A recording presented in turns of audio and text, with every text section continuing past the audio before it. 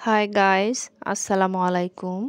আজকে আপনাদের সাথে আমি একটি প্যানকেকের রেসিপি শেয়ার করব। একটা বাটিতে আমি নিয়ে নিচ্ছি 2টা রুম টেম্পারেচার থাকা ডিম। এখন আমি দিচ্ছি 1 কাপ চিনি। চিনিটা আপনারা আপনাদের টেস্ট অনুযায়ী বাড়িয়ে কিংবা কমিয়েও নিতে পারেন। এখন এরকম একটা হ্যান্ড উইচ দিয়ে আমি চিনি আর ডিমটাকে কিছুক্ষণ ভালোভাবে মিশিয়ে নেব। যাদের কাছে এইরকম হ্যান্ড উইচ না থাকে তাহলে আপনারা কাঁটা চামচ দিয়েও করতে পারেন। খেয়াল রাখতে হবে চিনিটা যেন ডিমের সাথে গলে ভালোভাবে মিশে যায়। এখন আমি এর মধ্যে দিয়ে দিচ্ছি 4 টেবিল চামচ পরিমাণ নর্মাল রান্নার রেগুলার তেল।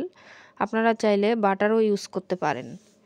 দিয়ে দিচ্ছি 1 চামচ পরিমাণ ভ্যানিলা এসেন্স, আর যদি ভ্যানিলা এসেন্স না থাকে তাহলে 1 চামচ পরিমাণ লেবুর রস দিলেও হবে।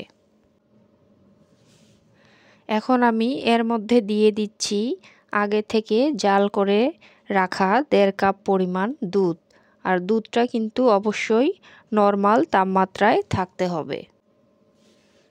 তো সব কিছু ভালোভাবে মিশিয়ে নিলাম। এখন আমি এর মধ্যে চালুনি দিয়ে 2 কাপ ময়দা নিয়ে নিচ্ছি। এর মধ্যে দিয়ে দিচ্ছি 1 চামচ পরিমাণ বেকিং পাউডার, আর দিয়ে দিচ্ছি 1 চিমটি লবণ।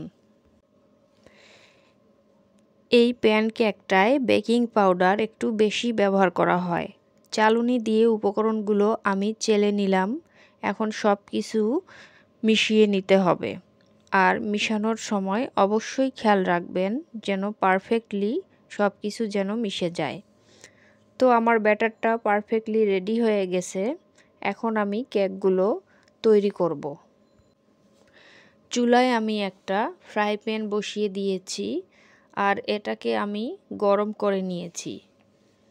এখন আমি কিছুটা ব্যাটার একটা কাপের সাহায্যে তুলে নিচ্ছি। আপনারা চাইলে এখানে গোল চামচও ইউজ করতে পারেন। কিছুটা ব্যাটার নিয়ে আমি এভাবে এর মধ্যে ছেড়ে দিচ্ছি। এটাকে কিছুই করতে হবে না, একা একা রাউন্ড শেপে চলে আসবে।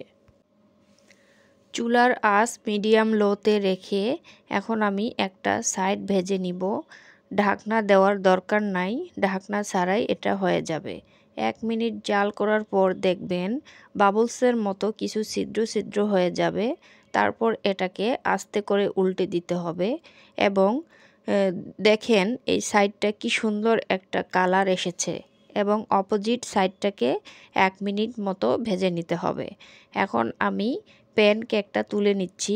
এখন আমি আপনাদের আরও একটা করে দেখাচ্ছি। তো হয়ে গেল আমার মজাদার প্যানকেক।